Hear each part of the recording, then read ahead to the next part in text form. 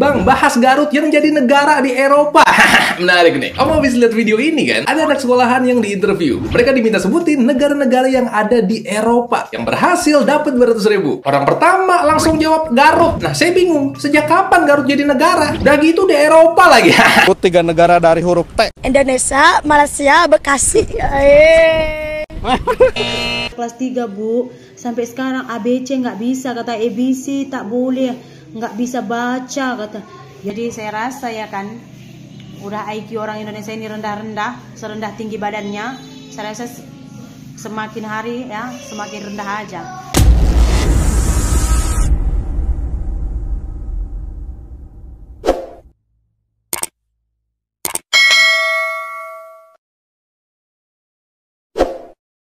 Assalamualaikum warahmatullahi wabarakatuh, geng. Berjumpa lagi bersama saya Iki.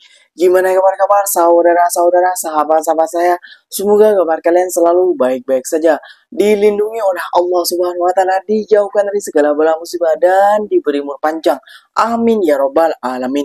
Oke, geng, seperti biasanya di video kali ini Ikinya akan nyarikan sebuah video yang telah di-tag maupun yang telah terjumpa di TikTok. Dan di video kali ini Ikinya akan nyarikan sebuah video. Nah, geng-geng semua ataupun para netizen daripada Konoha, bila kita ataupun netizen Malaysia mengatakan SDM kita rendah, gak usah marah, gak usah tersinggung, ataupun gak usah sakit hati. Mari kita sama-sama berbenah, mari sama-sama kita saling menasehati, kayak gitu, geng. Contohnya anak-anak muda ataupun anak budak-budak sekolah ini ya, geng ya, ditanyakan 3 negara di Eropa, dia jawabnya apa? Bogor, Indonesia, dan lain sebagainya. Ditanyakan nama dari huruf T negara, mereka tidak bisa menjawabnya, padahal sangat gampang sekali pertanyaan itu. Jadi kalau kita dikatain SDM rendah dan lain sebagainya, jangan marah, mari kita saling memperbenah dan mari kita saling perbaiki diri, saling menasihati supaya tidak terjadi seperti itu. Kayak itu ya, geng ya. Kak Sri pun sampai heran dengan anak-anak ini, geng. Dia menanyakan itu malah menjawabnya Garut. Aduh ya Allah, padahal pertanyaan gampang saja ya, geng ya. Oke, gak usah berlama-lama. Jom kita simak bersama-sama. Namun sebelum simak, jangan lupa dulu dong, geng, sokong channel ini dengan cara apa? Subscribe, like, comment, and share-nya. Apa-apa benda silahkan komen di bawah. Janji jangan bergaduh. Oke, kita simak dulu videonya. Let's go. Awalnya saya juga kesel dan gak habis pikir gitu ya, kenapa data survei ini keluar menempatkan Indonesia sebagai SDM paling rendah di 10 negara ASEAN. Inilah 5 ciri SDM rendah berdasarkan sikap dan attitude yang saya rangkum dari berbagai literasi dan referensi. Yang pertama, itu memang sulit beradaptasi dengan perubahan. Orang dengan SDM rendah itu seringkali menemukan kesulitan dalam beradaptasi dengan situasi atau lingkungan baru. Maunya stagnan, tinggal di zona nyaman, dimanja dengan keadaan, bahkan kalau bisa nggak perlu kerja, yang penting bisa makan itu sudah cukup. Biasanya seperti itu. Ini beda ya sama orang yang bersyukur, beda. Jadi bersyukur sama orang yang nggak mau berubah itu beda. Ya. Yang kedua, kurang rasa ingin tahu. Kurang tertarik untuk belajar hal baru atau mengeksplorasi ide-ide yang tidak familiar. Kenapa? Karena kita dari kecil itu tidak diajarkan berpikir kritis. Yang ketiga, kurang kreativitas. Bisa juga menjadi salah satu indikator SDM kita rendah.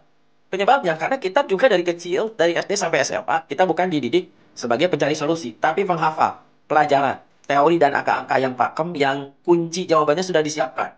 Menurut guru gembul, yang guru kita di Indonesia itu banyak dibebani bukan untuk memperkaya kreativitas siswa, tapi banyak dibebani dengan kegiatan-kegiatan administratif, kata saya yang kata guru gembul. Kemudian yang keempat, kesulitan dalam berkomunikasi. Ini termasuk mengungkapkan ide dan perasaan serta memahami pandangan orang lain. Kenapa bisa begitu? Ya karena kita dilarang banyak bertanya dan berpendapat saat kita belajar. Ketika kita mengungkapkan sesuatu yang beda, malah dianggap aneh. Sehingga kita lebih memilih diam dibanding berani berkomunikasi dan menyampaikan sesuatu yang berbeda. Yang kelima, sikap defensif terhadap kritik.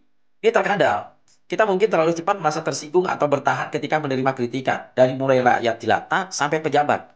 Rakyat jelata ketika ada yang memberikan masukan atau kritikan tentang kebaikan atau pengajaran tentang kebaikan. Jawabannya apa coba? Kebanyakan. Coba cek netizen. Jawabannya urusin aja hidup lo. Hidup lo mah udah begini, nggak usah ngurusin hidup orang. Si paling soleh. Kayak hidup lo udah bener aja. Kadang-kadang kalau ada orang menyampaikan kebaikan, jawabannya begitu. Nah itu ciri-ciri orang yang rendah SDM itu seperti itu. Yang kemudian pejabat dan aparat dan politisinya ketika dikritik malah nantang sambil bilang, coba Anda kalau bisa kasih solusi dong, jangan kritik, atau ya udah pindah negara aja kalau nggak mau diatur. Padahal feedback dan kritikan dari rakyat itu supaya kita bertindak lebih maju dan lebih bagus sebagai checks and balances. Makanya tidak heran kenapa dunia itu menilai Indonesia itu SDM-nya rendah.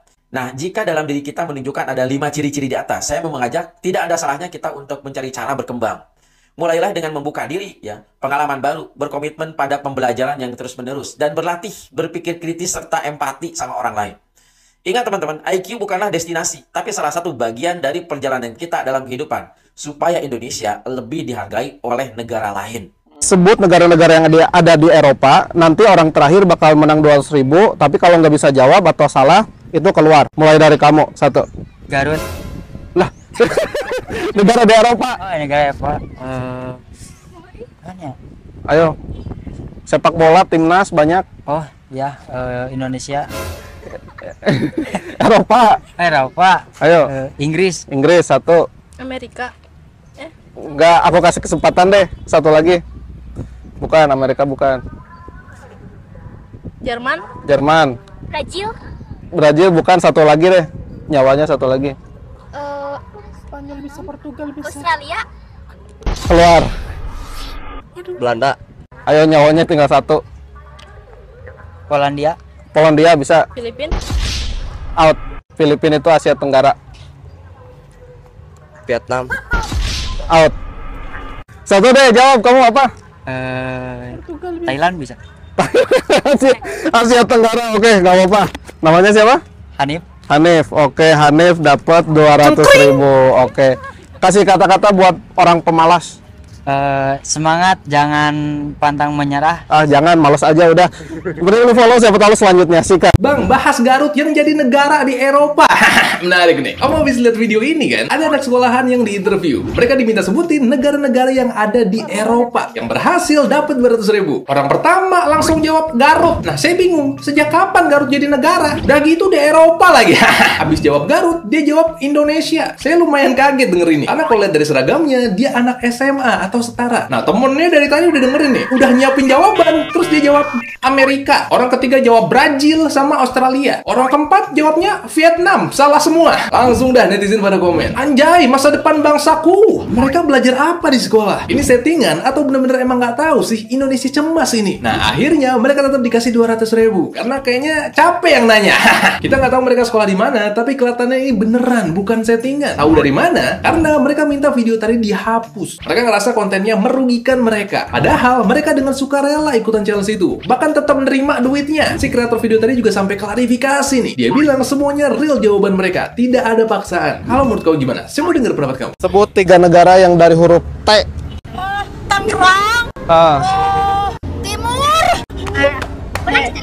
Tenggara. Salah.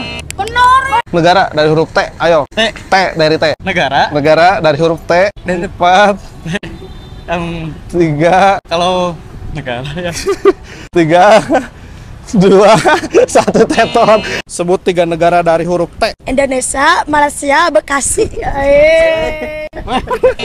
Udah lah, apa bener? Pernah bener ditanya teh. Dikasih kaos Dikasih kaos dari Well Studios. Oh, studio well. Jangan lupa follow Well Studios di TikTok. Sebut 3 negara dari huruf T. Turki. Turki, 1. Nggak mau bantuin temennya? Boleh bantuin. Ayo. Tunisia. 2. Thailand, oke. Ya, begitulah kualitas pendidikan anak muda di Indonesia, geng. Ini bukan menjelekkan ataupun memburukan ataupun membandingkan kayak gitu ya, geng ya. Tapi bila kita dikatain SDM rendah ataupun lain sebagainya, gak usah marah. Karena itu memang fakta. Kayak gitu loh. Kita dikatain SDM rendah dan lain sebagainya, gak usah marah, gak usah sakit hati. Mari kita perbenah diri. Mari apa kekurangannya, kayak gitu ya, geng ya. Jadi apa namanya ya, kalau di media sosial terus kita dikatain kayak gini gak usah marah. Oh iya memang kayak gitu, mari saling menasehati, mari saling menasehati dan saling menegur. Kamu nggak boleh kayak gini, nanti kalau dimarahin negara kita tidak dipandang lagi oleh negara-negara lain. Kayak gitu sepatutnya, malu kayak gitulah, taunya sedikit ya, geng ya. Oke, geng, ikinya akan mereksan lagi pendapat dari Kak Sri ya, geng ya.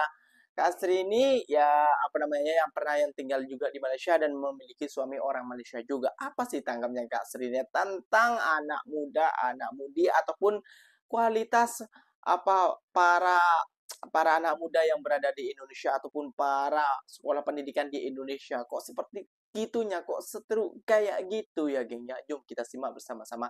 Let's go. Barusan saya tengok ada salah satu konten kreator buat sesi tanya jawab sama anak sekolah SMA. Kalau di Malaysia itu kayak sekolah menengah gitu pemirsa ya. Jadi dia tanya itu apa, sebutkan negara-negara di Eropa, di benua Eropa sana ya. Jadi yang tahu dapat 200.000 katanya gitu. Pas ditanya, murid pertama bilang negara di Eropa sana itu si Garut.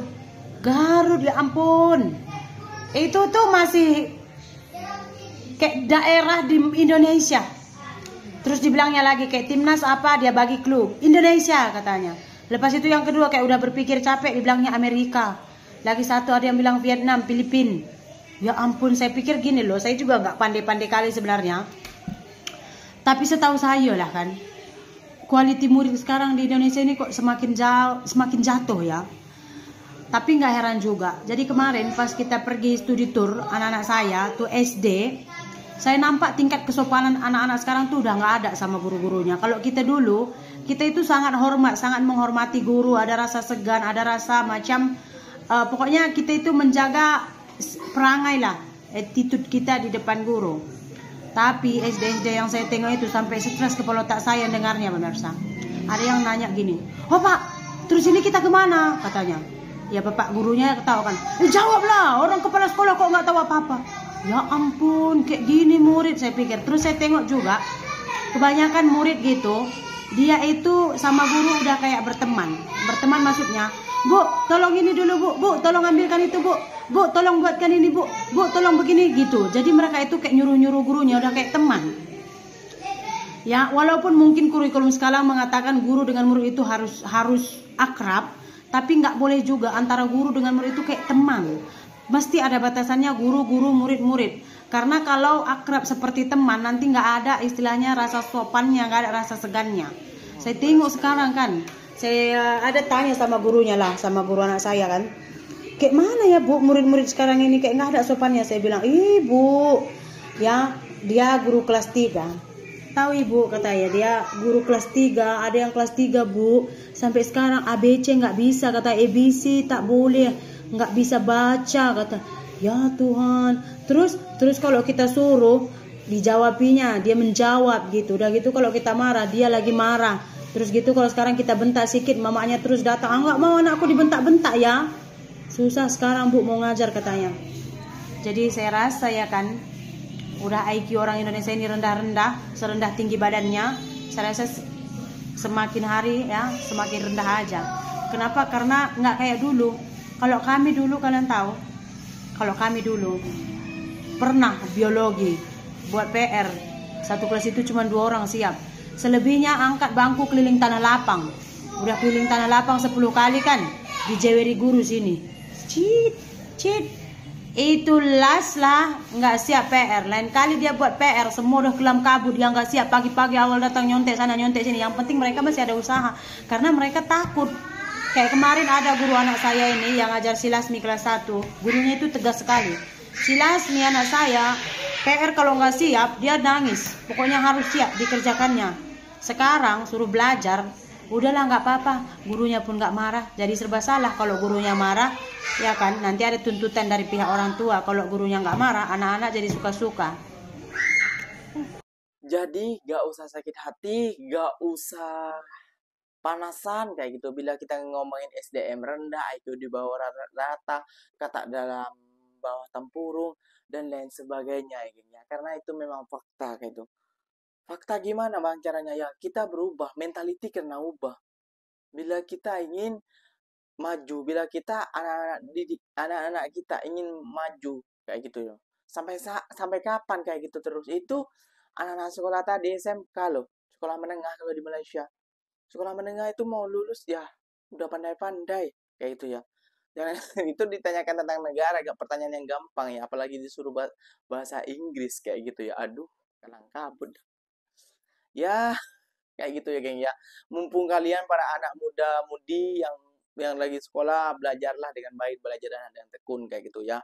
Karena apa namanya, ilmu yang penting, apalagi guru honorer, guru belajar di Indonesia itu sangat murah gajinya kayak gitu ya geng ya.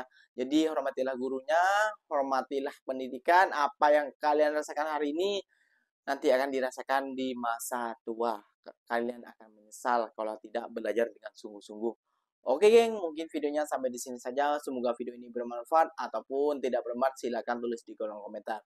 So, apapun benda, ikinya pamit undur diri dulu. Wassalamualaikum warahmatullahi wabarakatuh, geng. Berjumpa lagi kita di next video. Bye-bye.